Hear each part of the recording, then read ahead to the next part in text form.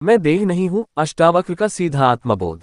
अष्टावक्र गीता का मूल और सबसे क्रांतिकारी संदेश है, मैं देह नहीं हूँ। ये वाक्य कोई दार्शनिक कल्पना नहीं, बल्कि सीधे आत्मबोध का उद्घोष है।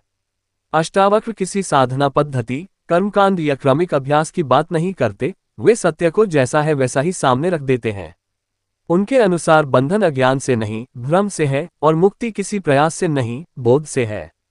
देह बुद्धि बंधन का मूल। मनुष्य स्वयं को देह मान लेता है। मैं पुरुष हूँ, मैं स्त्री हूँ, मैं युवा हूँ, मैं वृद्ध हूँ, मैं दुखी हूँ, मैं सुखी हूँ। यहीं से समस्त संघर्ष शुरू होता है। देह जन्म लेती है, बढ़ती है, रोगी होती है और नष्ट हो जाती है। जो नश्वर है उसे मैं मान लेना ही भय, आसक्ति और दुख का कारण बनता है। अष्टावक्र कहते हैं, तू देह नहीं है, देह तो तुझमें दिखाई दे रही है। देखने वाला देह कैसे हो सकता है? साक्षी भाव का उदय। जब ये बोध स्पष्ट होता है कि मैं देह नहीं हूं, तब एक नया आयाम खुलता है, साक्षी भाव। विचार आते जाते हैं, भाव उठते डूबते हैं, सुख दुख बदलते रहते हैं, पर जो इन्हें देख रहा है वह अपरिवर्तित रहता है। वही साक्षी है, वही आत्मा है। अष्टावक्र की दृष्टि में आत्मा करता नहीं, भोगता नहीं, वह केवल दृष्टा है। जो देखा जा रहा है वह तू नहीं है, जो देख रहा है वही तू है। सीधा आत्मबोध, बिना साधना, बिना प्रयास। अष्टावक्र का मार्ग सीधा है, इसलिए कठिन भी लगता है। वे कहते हैं, कुछ करना नहीं है, बस पहचानना है। जैसे अंधेरे में रस्सी को सांप मान लिया जाए तो सांप को मारने की जरूरत नहीं, प्रकाश पर्याप्त है।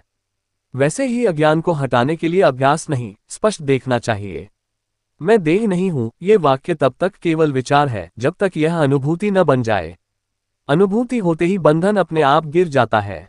कर्ता भाव का पतन। देह बुद्धि के साथ ही मैं करता हूं का भाव जुड़ा रहता है। अष्टावक्र कहते हैं, कर्ता भाव ही बंधन है। जब ये स्पष्ट हो जाता है कि देह मन प्रकृति के अनुसार कर्म कर रहे हैं और मैं उनसे अलग चेतना हूं, तब कर्ता भाव ढह जाता है। कर्म होते रहते हैं पर भीतर कोई करने वाला नहीं बचता। यही सहज अकर्म है, कर्म में रहते हुए भी अकर्म। न बंधन न मुक्ति। अष्टावक्र की दृष्टि अद्वैत की पराकाष्ठा है। वे कहते हैं, बंधन भी भ्रम है और मुक्ति भी भ्रम। क्योंकि बंधन था ही नहीं तो मुक्ति किसकी? जब ये समझ आता है कि मैं कभी बंधा ही नहीं था, तब खोज समाप्त हो जाती है। यही परम विश्राम है। यह कोई उपलब्धि नहीं, बल्कि भूल का अंत है।